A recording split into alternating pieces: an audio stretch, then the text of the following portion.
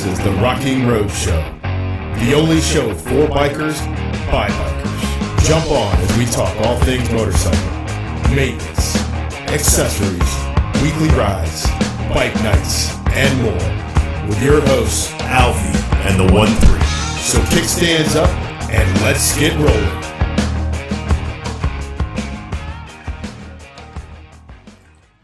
Hello and welcome to yet another episode. I can't talk this evening, I guess. Yet another episode of the Rocking RoadShow. How do you fuck up an intro just like that? Just like that. That's it. That is fucking up. That is primo fucking up an intro. So, anyways, welcome to the Rocking RoadShow. As always, I'm Alvie.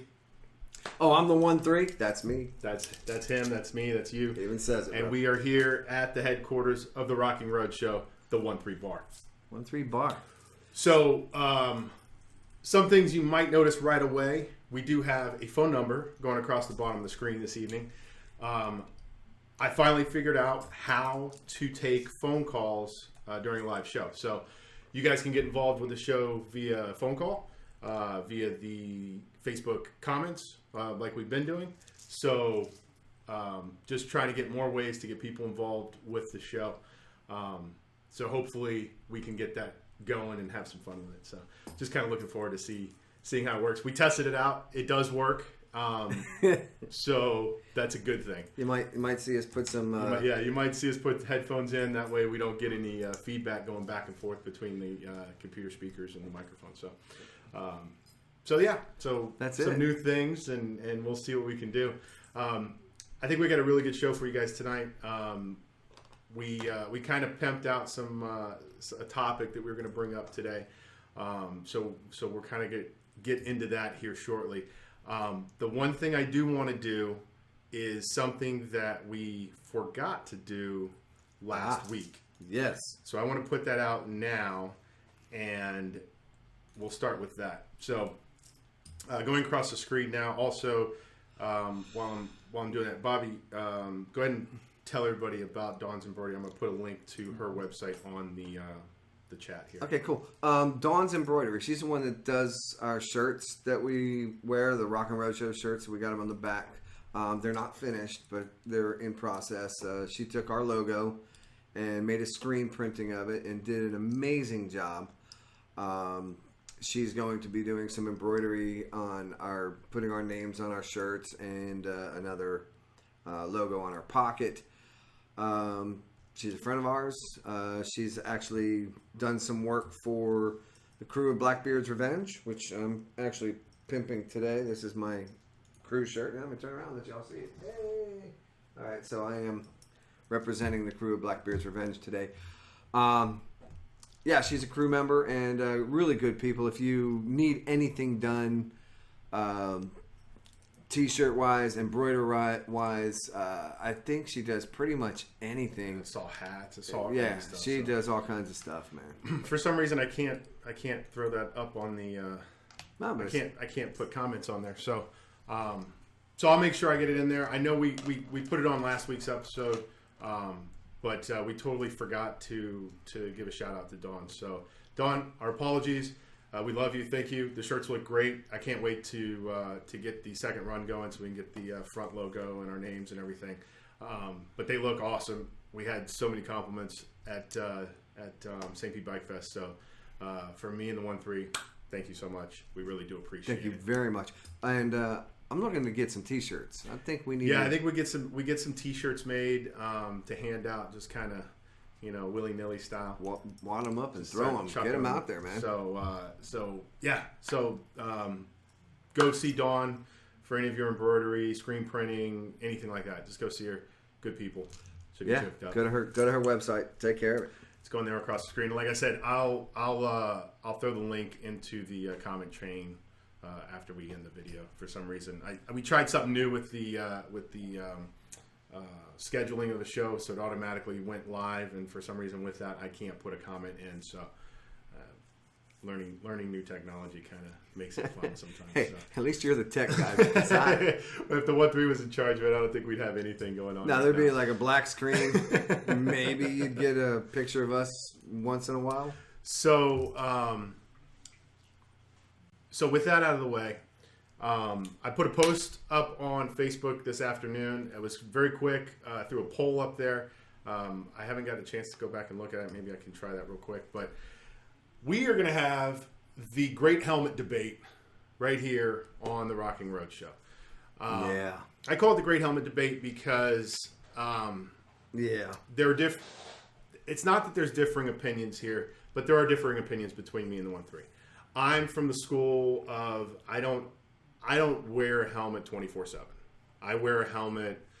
I wear a helmet when I think I need to wear a helmet, which should be all the time. I'm trying to steer myself into that direction, but I am very bad about putting a helmet on. Yeah. I did wear a helmet all weekend when we were at Safety Bike Fest. So I do wear a helmet when I go across the state to Daytona. Once I'm in Daytona, I don't wear a helmet. So I kind of play with it on two different levels. For me, I think the biggest part of the debate for me is I'm not a proponent or I'm not a fan of the helmet law. I don't think it should be, and again, we're not going to get into politics here, but I don't think that it should be the government saying that you should have to wear a helmet. Just like I don't think they should tell you you have to wear a seatbelt either. That should be, as an adult, you should be able to make that decision. Now, most adults are probably going to make the decision to wear the seatbelt, to wear a helmet, so forth and so on. And it's probably better that you do. But, like I said, I'm not a big proponent of the helmet law itself. Well, yeah, I mean, you're right. We have a law that says, hey, you have to wear a helmet unless you have an additional $10,000 of insurance for health insurance. Right. And what that basically is, honestly, to cover your funeral. Right. That's no shit. That's basically what that 10 grand is. Sure. Cover your funeral. Me, I mentioned how I got the nickname 1-3. Right. I wrecked on my motorcycle, ended up with 13 staples in my head, no helmet. And I did not wear a helmet even after that accident. Right. For a while. Last Christmas, so 1 year, my wife, the 1-4, she says, you're going to start wearing a helmet. And I said, oh, but gee, golly, do I have to? And she's like, well, it's either that or don't ride anymore. And I'm like, well, you can't tell me to do that. She said, no, but I can divorce your ass. And I'm like, yeah, but I kind of love you, and that would really suck. It's kind of hitting it hard. Yeah, but I mean, it comes from a good place. It does come from a good place. It comes from her heart, and she really wants, she wants me around for a while, which is, right. I guess, a good thing. But no, I think you're right about the helmet law. It should be the adult individual. 21 and under, mandatory, wearing that fucking helmet. Yeah. 21 and under. Yeah. You hit 22, all right, cool. You can make the decision yourself. Sure. And you should not have to have a extra insurance. That's that's just one of them things, because you know what's going to happen. You're going to without a helmet, you're screwed. Yeah, I mean, you're going to turn into a bright red spot, right? Yeah. I mean, as not try to be vulgar about it, but I mean, that's kind of, and I think a lot of us as riders, I think a lot of us kind of come to the realization sometimes that, I mean, the reality of it is what we choose to do as a hobby is inherently dangerous. Yes. I mean, yeah, I joke about it and apologize for anybody who's got a squeamish stomach, but I joke about it because the helmet's a brain bucket. It's just going to keep everything this together. stuff inside so that they don't have to scoop you off the fucking street. That's kind of how I look at it. Now, that being said, I like, numbers and things like that. So I went ahead and found some really cool statistics, and we're going to pull some stats up, and we'll see what people think about it. So the obvious thing is motorcycles are more likely than cars to have a fatality in the crash. That's a given, right? There's nothing protecting you. There's no seatbelts. There's no airbags. Cars nowadays are so amazingly well put together so well that it's very hard for that to not happen. So obviously bikes are going to have higher fatality rates. Right. This is what I found interesting, but it makes sense, right? Older riders appear to sustain more serious damage, more serious injuries than younger riders. Our bones are more brittle. Right. And it says that it actually cites declining vision. Okay. Reaction time is slower. I get that. And then the larger bikes that we like to ride as we get older tend to have more problems with stability, and they roll over more often, so forth and so on. Which is kind of I don't know. I mean, most of our bikes are lower center of gravity. Yeah, I mean, my street glide is pretty well balanced. So take that for what it's worth. But I can kind of see what they're saying. You know, you get two people on a full dresser, a full bagger. You know, with luggage and everything else, you start throwing things out of whack, and you can have those problems. So I thought that was kind of interesting. What do you think? Probably the leading cause of all motorcycle accidents is? Leading cause of the accident? What is the leading factor of all motorcycle crashes? Not paying attention. Yeah, I mean those definitely distracted drivers, things like that. But a lot of the onus is on the rider, right? Right. Because we decide to drink. Hey, one per wheel, man. That's the way I was. One per wheel is a good, you know, and I mean, you know, we joke about it, everything, but it's, you know. Hey, it's definitely a problem, right? It's definitely a leading factor for motorcycles. And think about it. We go to poker runs. Yeah. Where are the stops? Yeah. Where do you get your bars? stuff? They're all at bars, yeah. restaurants. You're going to grab a beer at each one of those. Yep. All right. If there's 5 stops, you're grabbing at minimum of 5 beers. Oh yeah. All right. Now, if you're like me, I love craft beer. Yep. Okay. I like IPAs. They are 7 to 8% alcohol per volume. Mm-hmm. So yeah, I try to minimize. Like I really do try to do the one per wheel. Right. Sometimes that doesn't happen. Yeah, it's a little difficult sometimes to make that happen. But I mean, you know, you gotta be smart about it, and you got to do the right thing. Yeah. You know, take an Uber if you have to, things like that. The other obvious major factor in fatal crashes on bikes is speed. I think you know that. I think that factor is kind of more geared towards the younger rider than it is to the older rider. Don't get me wrong. I like to jump on a bike and just crank it up too. But we're gonna change that for a second. I don't want to come down and say younger rider. Okay. I think honestly, because those of us on you know cruisers and stuff, we're not going as fast as they. It's the sport bike, yeah, cafe style, whatever. Mm-hmm. It's those, and I've seen a lot of 50-year-old sport bike riders. That's true. Okay, that's true. So Touché. we have to. Yeah. That's a better delineation. And I don't want look nothing against sport bikes. No, I've not had at all. them myself. Not at all. It's just my brother's a sport bike guy. There you go. I just feel because the speed, they're geared different. They're they're race bikes. I mean, they're basically street legal race bikes. You know what I mean? So. Yeah, so you get. They're gonna go fast. They're gonna go fast. They're built to go fast. I mean, shit, our bikes will go fast too if we really wanted them to. But yeah. So, kind of springboarding off what the 1-3 said there, right? So, some motorcycles are riskier than others. Yes. And sport bikes being the actual top of the list as far as motorcycle accidents are concerned. Really? Again, modified for street use, right? Racing bikes modified for street use. They're popular with riders under the age of 30. And then a report from the Insurance Institute of Highway Safety found that riders of sport bikes have driver death rates nearly 4 times higher than any other type of motorcycle. So it probably goes back to the first two things we said, right? Speed and alcohol. So there you go. Another cool stat, another cool fact was motorcycle crashes indirectly cost the economy about $16 billion a year.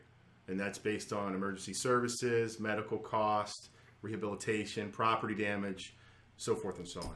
Wow. Insurance claims, defense attorneys, you name it. So, right. So the motorcycle, I don't want to say motorcycle crash industry, but the motorcycle crash industry costs in upwards of about $16 billion a year. Holy crap. So it's an industry now. I mean, pretty much, right? It kind of is. So I found that interesting. That's a pretty heavy fucking number. Yeah. And I don't know if you pulled this up. What's the ratio to cars? Money wise, Well, there's more, I don't know. There's more cars on the road, Right, and there is. I do have. Let me see if I think cars were in here somewhere. because you got the cage. Yeah. And all right, cage to cage crashes. There's a lot of them. One single car crashes. Well, here's a statistic in 2015. All right, this is what this chart has. In 2015, passenger cars were involved in 19,500 crashes, which basically equated to. Is that here in Florida or is that nationwide? This is nationwide. Nationwide. That equates to about 1.3 per 100 million miles, or 14 and a half crashes per 100,000 cars. Okay. Right. Comparatively to motorcycles, there were 5,000 motorcycle crashes in 15, which equated to about 59 per 100,000 vehicles. Oh wow. So we are on a motorcycle riders crash more often than cars, believe it or not. Well, I can tell you, Jim Sharp just popped in there, and I know Hey, he's Jim, gonna how you doing? I know he's going to have something to say about this because I see him ride when we ride together. Always has his helmet on, and that's where we're going with this. In case you just came in a little late, this is the helmet debate. I ride with my helmet now. It's been a year since my wife has made it mandatory. Demanded it. Come on, I laugh. We say that, but no, it's because I chose to wear it as well. Sure. But and you choose to wear it 50% of the time. Yeah, that's you're being generous. But again, I'm really trying to do a better job with that. I noticed it's starting to. I don't want to say it's starting to eat at me, but it kind of is. It's starting to get to a point where I use every damn time I turn on the TV, there's a biker down, biker down, fatality accident, whatever. I mean, the kid that just came back from St. Pete a couple weeks ago that they pulled out of a fucking tree. Yeah. Days later because nobody knew where he was. Almost 2 weeks. 2 weeks? Almost Jesus 2 Christ. weeks. So I mean, so that kind of stuff weighs on you, man. It starts weighing on your mind, and it's like, man, granted, you fall off your bike at freaking highway speeds or get clipped at highway speeds, it's probably going to be a bad ride anyways, but at least you got a fighting chance, right? And with, there's all kinds of really cool shit coming out now with like personal airbags and all kinds of stuff. Yeah, I've seen those things. Airbag around the neck, helmet. And it's supposed to be really cool. So, so those are the stats real quick. Let's see. Persons killed in alcohol impaired crashes by type. So in total, between motor vehicles, there were 25,000 people killed in 2016 due to alcohol-related crashes, which is that's wild. So 32% of all accidents.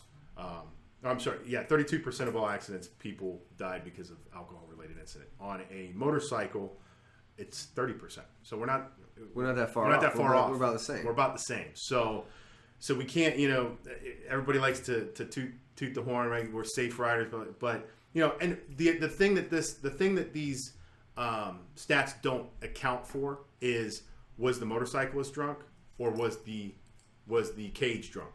Okay, that's what these stats don't play off. So it could have been a drunk driver smashing into a sober biker. That happens. Vice versa, it could be a drunk biker smashing into a sober sober car driver. So Jim Sharp, your comment is, it almost looks as if you have no regard to your life. If you research a good helmet, you'll wear it more often. Absolutely, and and thank you for that, Jim. You're absolutely right. I mean, to be honest with you, I don't want to say I bought my first helmet, because when I first started riding, I wore a full face shield the whole night. Still have mine. It's in the garage. I finally threw mine away because it had been dropped and kicked and everything that's else garbage a billion times. But so pushing that aside, my first real helmet I bought was a year and a half ago. So in almost 20 years of riding, Is it a DOT? it is DOT. It's the same one you ride. Okay, all right. So that's the small biker helmet, right? Yeah, the DOT helmet. It is the smallest lightweight DOT helmet out there. Okay, it's not like the best helmet. Right, it's not the best. It's not a full face. It's not. I mean, there's it's baby steps at this point. Yeah. You know what I mean? Yeah. But I mean, but with that in mind, what Jim is saying is absolutely right. You start to have things that you care about and that you don't, you don't want to leave behind. You know what I mean? Yeah. Family and responsibilities and you've been in your relationship like for a while, right? You know what I mean? When you're young, dumb, and stupid. Say it, bro. Say it. You're dumb. But you tend to throw caution to the wind. I mean, my brother's a great example of that. My brother's been in 3 motorcycle accidents, all because of speed, drinking, or not paying attention. And he's walked away from them all, lucky, but... Full gear? Yeah, well, not full gear, but at least So he didn't wear leathers or anything? Yeah. No, full face helmet. But I mean, long pants, long shirt, gloves, so I mean, he's better than I am, for sure. Yeah. And the funny thing about that is we were not poking fun, not making jest, but we were kind of poking fun at sport bikers, right? Because they're the ones that are always going fast and everything. I gotta be honest with you, man.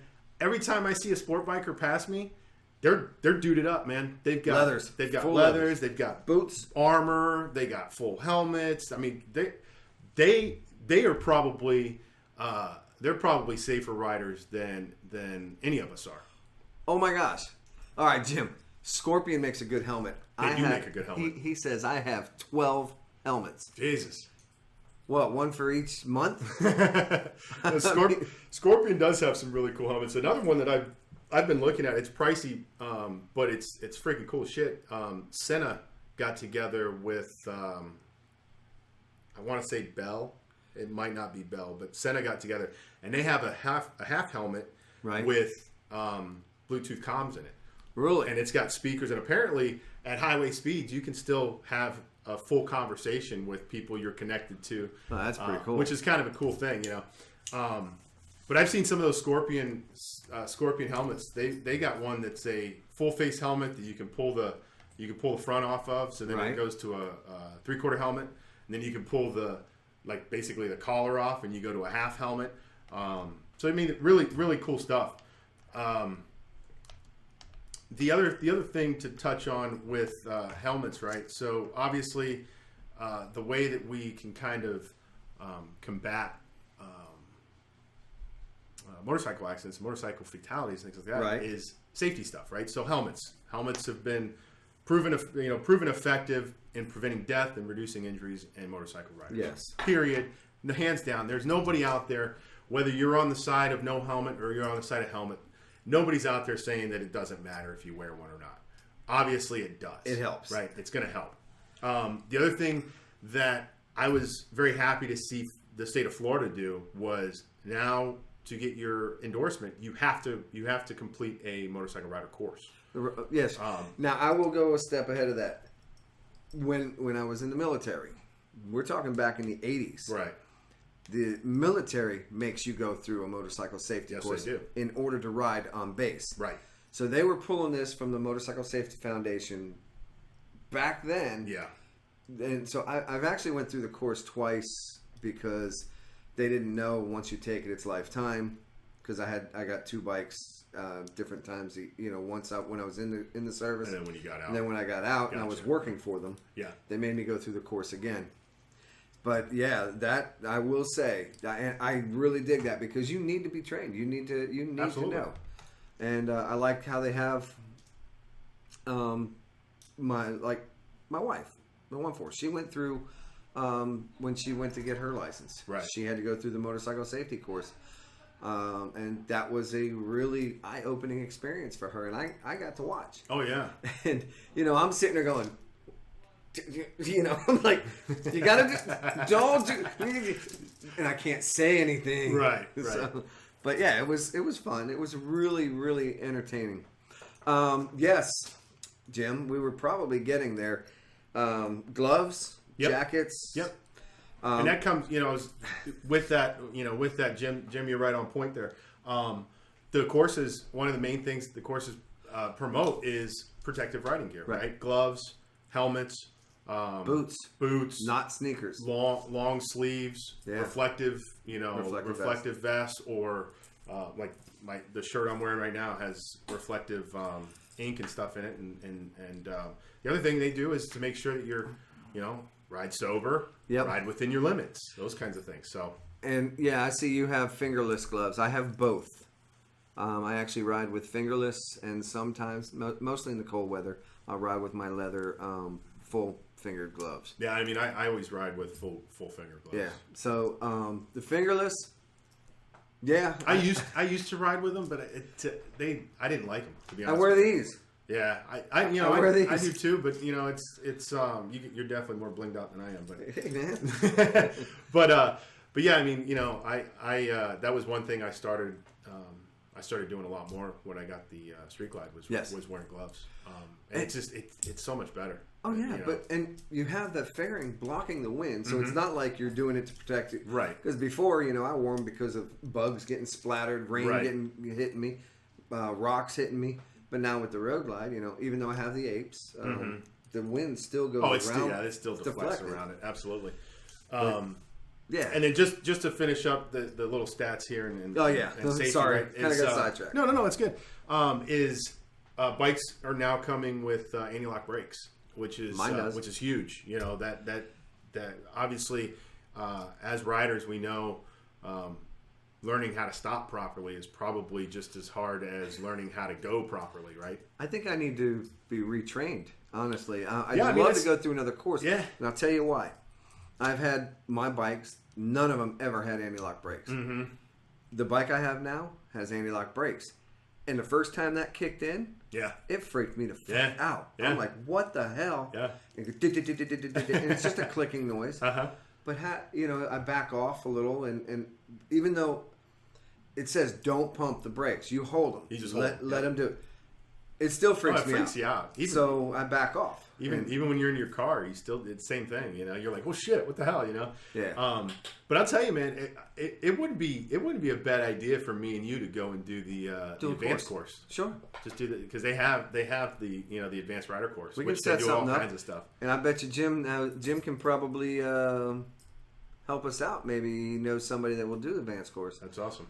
And we can video it and do all that, and that'd be cool. That would be do cool. A video. So anti-lock brakes is helping bring down fatality accidents. From the Insurance Institute of Highway Safety reports that the rate of crashes has significantly lowered for motorcycles equipped with anti-lock brakes than models that don't have them. So, right. Just something there. And then last but not least, just to kind of spring back to helmets. Helmet laws, right? I already said I don't think there should be helmet laws. I think as an adult you should be able to make that decision on your own. But an interesting fact here was that when helmet laws were repealed, right, helmet uses dropped from 99% down to 50%. Oh, really? As soon as helmet laws were repealed, and then when they reinstated them. Helmet laws rose to above. Helmet use rose to above 95%. So this debate really is right down the middle almost. It's 50-50. There's either people that do or they don't.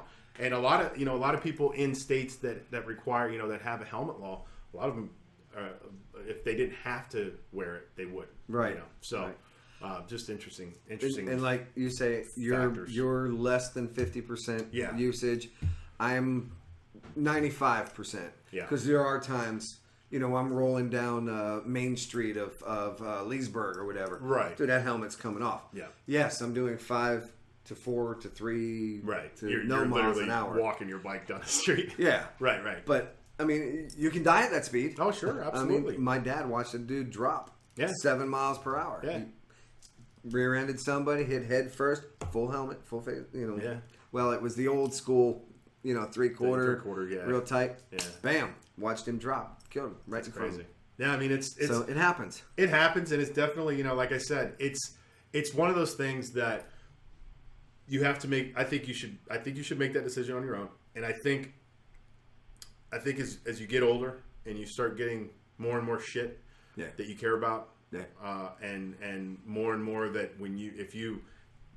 if you fall off the face of the earth, people are going to have problems. Not necessarily emotional problems, but like financially, you're putting Sure. people in a bind. So I think as we get older, we kind of start to realize our own mortality and realize that we're not we're not invincible anymore. Well, look at this. We have Laura Irwin on. She came on, and that's pretty cool because we about a subject coming up in a little while. Awesome. Hi, Laura. How are you? Thanks for joining us. So, helmet debate. I'm for them. You know that. You know Obviously I'm you're for helmets. I'm for them as well. Like I said, Well, you're for them at 30%. 30%. Like, and I said, I'm getting better with that, and I'm moving. What about moving Kim? more towards. And I'm sorry to do this. But I am gonna go there. What about Kim? Kim is actually.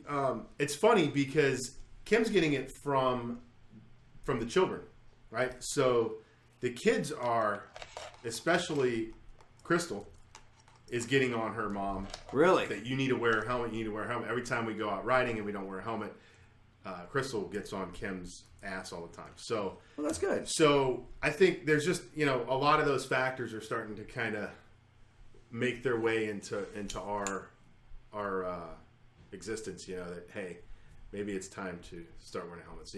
And here's something you can take it for what it's worth. But here's something: my helmet is no longer in my helmet bag on a shelf. It's sitting on the seat on my motorcycle, so that when I go out, I have to make the conscious effort to go, I'm not wearing this. Why am I not wearing it? You know what I mean? You have to ask yourself. You have to ask yourself, instead of just throwing a leg over the bike and going because the bike, because the helmet is in a bag up on the shelf, so. Yeah. So mine sits on the bike every day because what do? I put that fucker on my head. Here's a funny thing about this, right? So I'm, trying to get myself to 100% riding with a helmet. I'm not there yet. 95%. But here's the funny thing. I don't start my car without putting a seatbelt on. Really? I don't. I've never have. Why do you wear a seatbelt? Well, when I was younger, I was probably 11 or 12, maybe a little bit younger than that. We were in a serious head-on collision. Oh, wow. Like really, really bad. And like to the point to where they had to come out, jaws of life, pull the car open, pull my dad out of the car, and damn near life flighted him to the hospital. Come on in. So, young lady. So it's funny because I get in my car, every time I get in the car, seatbelt goes on, car starts. Every time I get into my airplane to go flying, I buckle a seatbelt, go flying. I get on my bike, and I'll drive down the road without a helmet on. So, go figure. We're talking helmet safety. Why do I wear a helmet? Because I say so. So I would be remiss if I didn't say hello. Hello. And everybody, I'll let the 1-3 introduce his lovely. It's my wife, the 1-4 bride. Hey, So, and that's Laura and hi, Laura. Jim Sharp's on. He might have gone. Sharpie. He might have left, but we need to call him. He he wants to revisit the idea of doing the show at the Shamrock. okay, cool. We will definitely do that. So, I think we could put a pin in the helmet. The helmet Yeah, it's story. done. We've Stick a kicked fork in it. We've kicked it. We've done everything we had. Well, except for the twat knot. The twat knot. Tell everybody what the twat knot is. I don't have a picture of it, but it's on our Facebook. Go to the Facebook. Go to our and check it Facebook out. page. Check it out. Anybody know what that is? It's the man bun. They actually designed a helmet that has a little bubble right here in the top, and I call it the twat knot. So, sorry, that's excuse the expression, but yeah, it's stupid. Yeah, it's for the millennials that want to ride motorcycles. Well, there you go. So, so the 1-4 is graced our presence because our next topic is really geared towards you and why we wanted to bring you out. Well, not her completely. It's about female Well, riding. no, sure, but I mean, we want the perspective from obviously we could sit here and discuss this topic all day long, but it isn't going to mean shit because it's two swinging dicks talking about female riders. So, Yeah. So with that in mind, I saw an article today, and I thought it was interesting that 20% of motorcycle owners are now female. That's freaking awesome. So with that, we'll kind of go back to episode 1 with me and the 1-3. What got you into riding bikes? What got me into riding bikes was his stories, basically, about how great it was to feel the wind in your face and all the smells, all the sights, and all the sounds. And I was anti-motorcycle. Okay. Oh, yeah. Really? Yes, I was. Oh, that's actually. interesting. It's very interesting. I really don't even know why. I mean, because pre-13, I did go out briefly with a guy that did ride, and we did, go out on his bike and stuff like that. It was fun. It was great.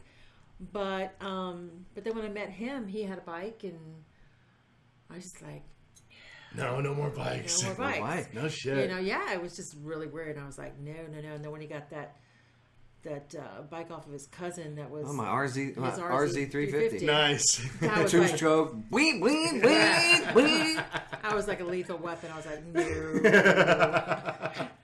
That's a badass bike. That's awesome.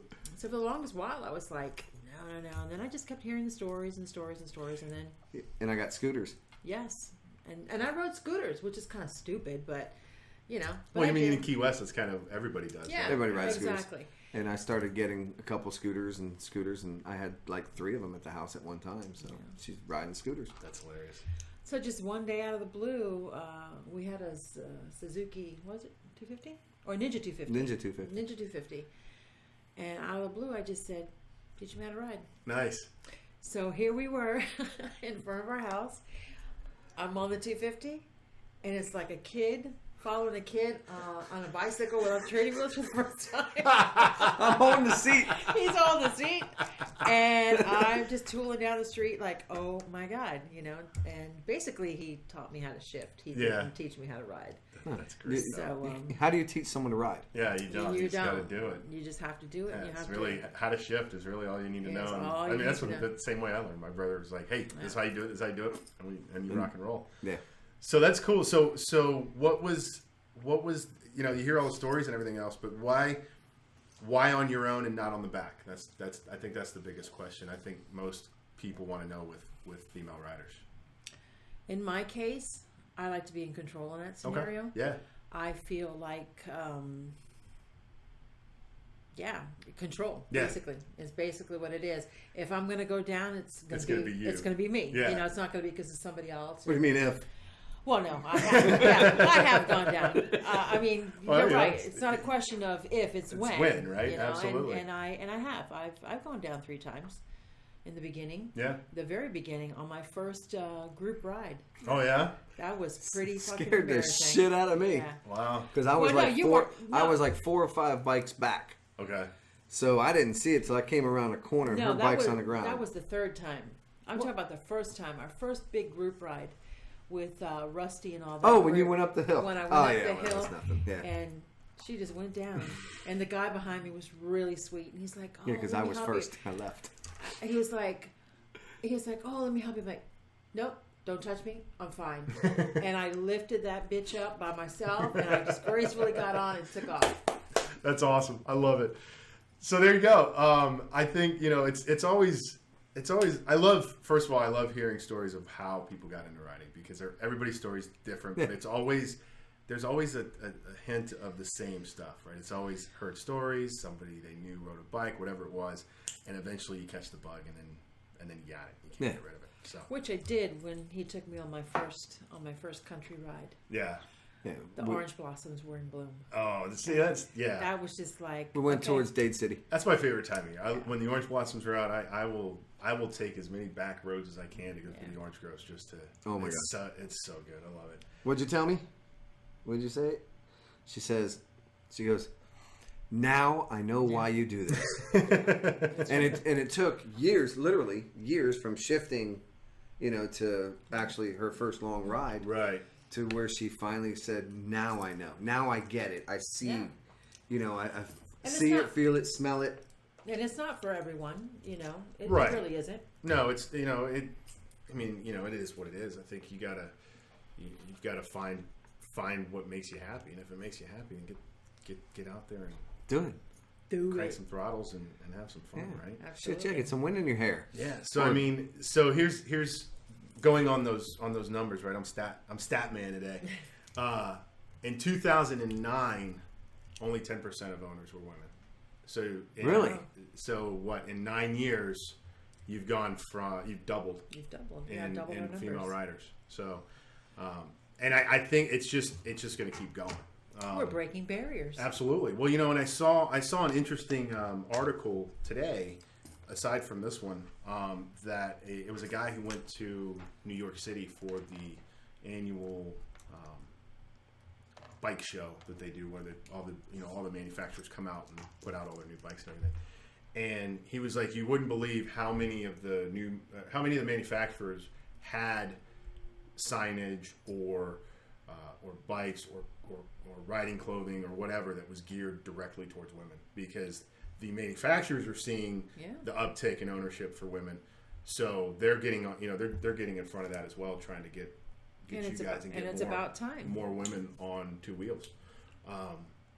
I've got a guy that I follow on YouTube that is a huge proponent. He gives away free safety course classes for That's fantastic. for females. So Really? yeah, he's a really cool dude.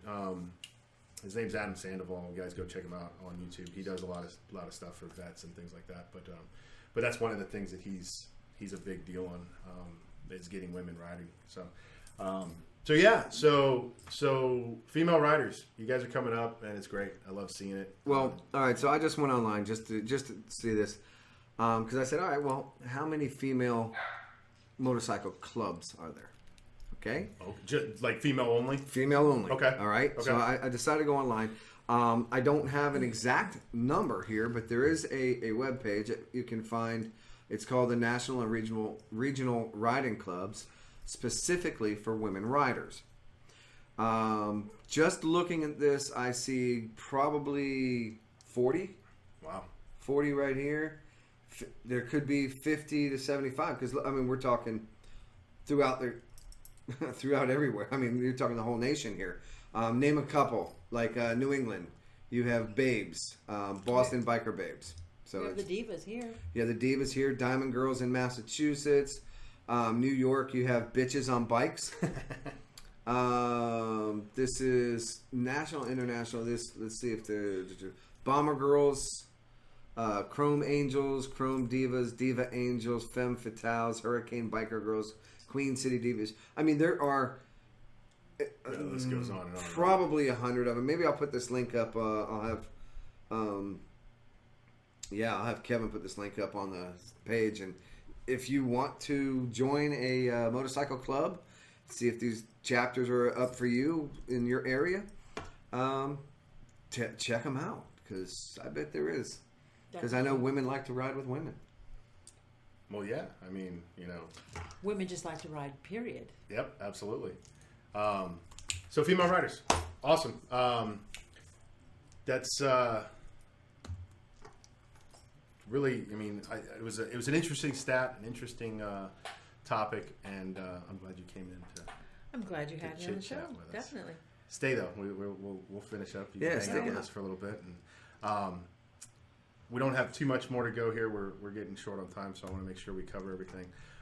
One thing that I do want to bring up, this is going to kind of springboard from the first topic we were talking about with helmet loss, was another link that I found that we're going to try and get ourselves aligned with this organization. And the organization is called Fallen Riders Foundation. This is a really, really cool startup charity. Gentleman started this charity. His name is Josh Dial. I apologize, Josh, for the murdering of your last name there, but it's a young business owner down in Florida, Sarasota. I think it's Sarasota or Pinellas County, one or the other. Oh, well, that's right here. Same So thing. yeah, but young business owner. He's a motorcycle dealer. He owns a barber shop. He's got a family, the whole 9 yards. Started this organization. It's called the Fallen Riders Foundation, and what it does is it helps motorcyclists cover costs of medical, or in the unlikely event they pass away, funeral costs, things like that. Also helps family members that are left behind as well. So this young man has put together this foundation. It's like I said, it's a startup, so it's kind of brand new to everything. The guy's been in business in the Florida Tampa Bay area for the better part of 5 or 6 years now with his own businesses, but kind of. Was there a specific reason why he started up? I don't know yet. I talked to him briefly this afternoon. The reason I'm bringing it up now is because we're actually going to have Josh. We haven't figured out if it's going to be via phone or if he's going to be here live, but we're going to have Josh come in and tell us the whole story about That's everything. Great. So I wanted to kind of preface next week's show with this because this is what we're going to do. Like I said, I was scrolling through Facebook today and this popped up and I was like, this is really cool. That's a wonderful cause. Me and 1-3 have been talking about trying to put together some kind of a charity event or something like that, and this falls in our kind of falls out there, right? Yeah, so, definitely. So it's really a cool thing. Like I said, I spoke with Josh this afternoon for a few minutes, and we're gonna kind of get together. Me and you get together and kind of come up with some topics to bring up to talk with Josh about. Get a story behind why it started, how people can donate, how we can get the biker community involved, because how we can get the word out there, man. Right, absolutely. I didn't know about this. Right, Right. And hopefully through different contacts and things like that, we can get this thing in front of Born to Ride, in front of Full Throttle, in front of Burst Barracuda, things, all the big heavy hitters in the industry, and get this charity out there in front of people, because as you know, you turn the fucking news on every day and there's Rider Down, and and this young man's trying to at least help in whatever way they can to get assistance to these people. So Josh, we're really looking forward to talking with you and meeting you.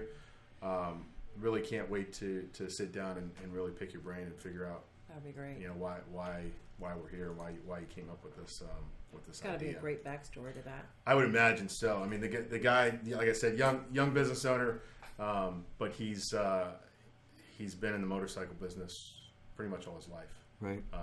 Been on bikes all his life, so I'm sure that there's some kind of personal story involved with it, and really looking forward It's to hearing either a about good story or a very, very Well, sad story. You know Right. but you know what I mean when I say that. No, but for sure. But yeah. So stay tuned. Next week we'll have Josh, like I said, either via phone or live in the studio, and we'll get a whole rundown of his organization and what they do and how we all can get involved with it. And also, with that in mind, be on the lookout. You never know. The Rock and Road Show could be doing some kind of a charity ride for That would be cool. for Fallen Riders Foundation. So just keep that in mind. So with that, I think we'll kind of wrap up with our event schedule. I think you were writing some stuff down. What do you? I was you have writing, some but stuff it that you wasn't. wanted Yeah, it wasn't event. Basically, I was writing stuff down about a new product I saw. Okay. And you trailer your bike, you tie it down, you strap it down and everything. This thing is by Hitch Source, HITCHSORCE.com, hitchsource.com. And basically, this is called a lock and load. You just ride the bike in, lock the bike in, and it's done. No, that's the other one. Dang. Get it together, boy. Figure it out. Well, you screwed up the intro, and I screwed this up. I have two that I was looking at. The Hitch Source has this one lock and load. It's pretty cool. You ride it up there. It's a wheel lock. You put your bike in the wheel lock. It's got the straps around the wheel, and it's got these seatbelt style tie downs in the back. Okay. All right, so you push the bike down a little bit, compress the shocks, put one on each side, and what they are is if you go over a bump, you know how most straps loosen, sometimes they pop off. Right. Well, these are self-retracting. Oh, cool.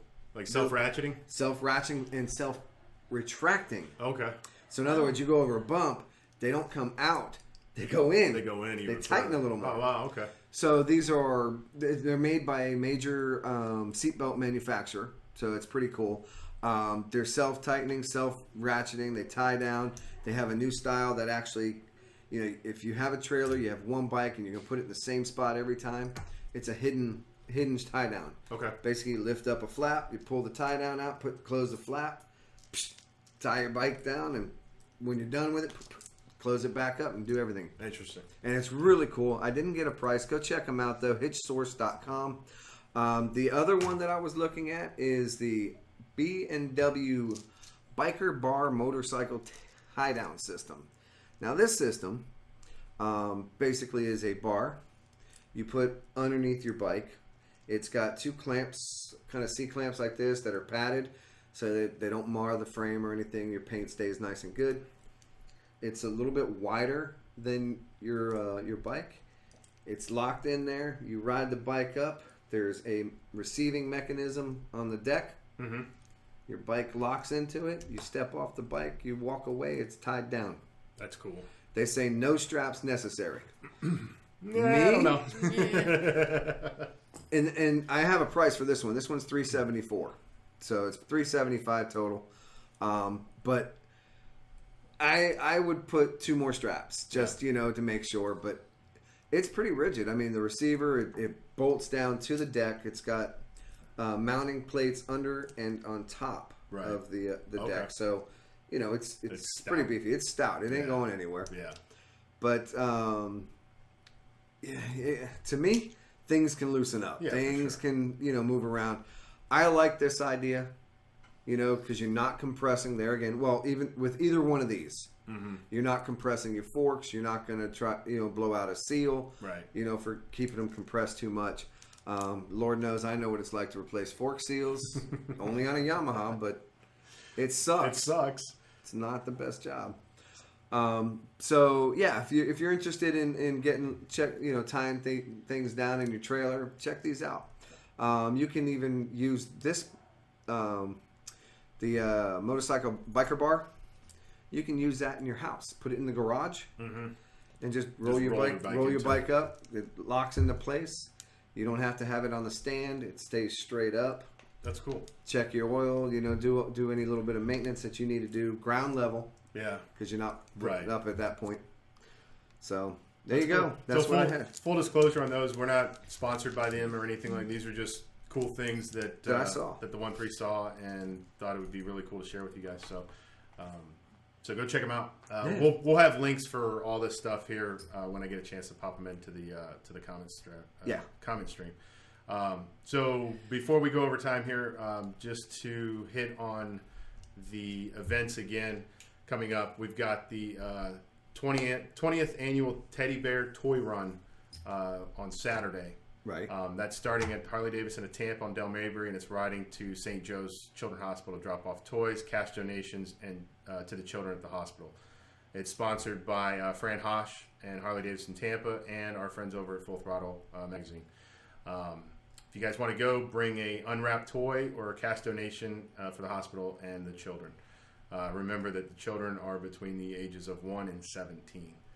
Kickstand's up at 9 a.m. I'm sorry, lineup is starting at 9 a.m. Kickstand's up at 11. And they'll do a big group ride to the hospital and should be done around noon. If you want to know more information, you can go to the Full Throttle page or call 727-935-4875. Also, this weekend, on Sunday, the Vietnam Vet Legacy Vets MC 34th Annual Toy Run is happening out in St. Pete. Starts at 9 a.m. at Derby Lane. Same thing, bring an unwrapped gift. There's going to be door prizes of 50-50, food and beer, and the ride's going to benefit the Tampa Bay VA hospitals. Really? Yep. You know what? I didn't know that. Guess where I work? Yeah, I suppose. So, 2 really cool events this weekend.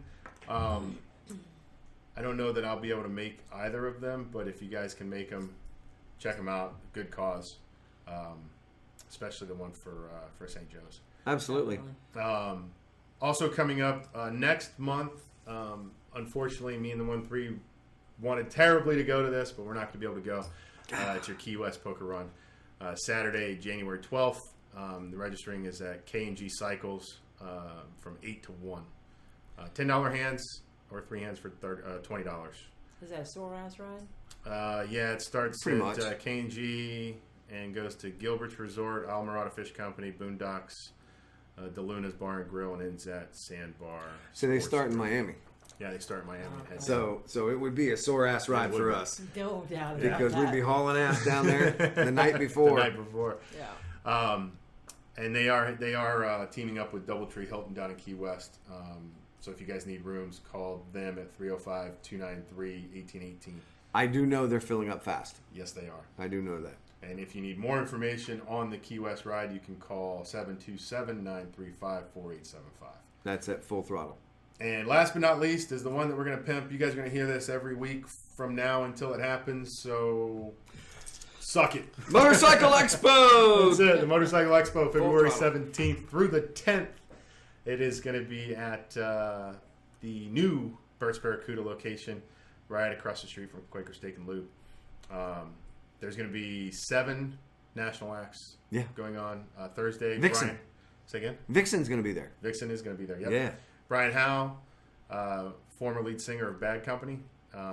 There's going to be Lita Ford is going to be there. Yeah. Jasmine Kane, if you know Jasmine Kane. But Vixen and Winger is going to be there. And Jack Russell's Great White. So Yeah. Well, you know why they did it that way? Jack Russell's Great White? Because it's not all Great White. Right. It's Jack Russell and his new band. And his new band singing all of Great White's. Yes. His Great White hits. So yeah. So those are your events coming up here in the next Month. couple days, Yeah. month, Month. and a couple months down the road. So, Yeah. So just on time, man. We've Pretty got close. this thing pretty well oiled up. So we will say thank you once again for joining us and listening to me and the 1-3 sprout Rant. off information that we don't really know what the fuck we're talking about, but makes it sound good anyway. So so with that in mind, guys, we loved having you. Thank you much for joining us, and keep it rocking as always. Rubber side down, baby. And don't forget, Peeps. go Navy, beat Army. Go Navy.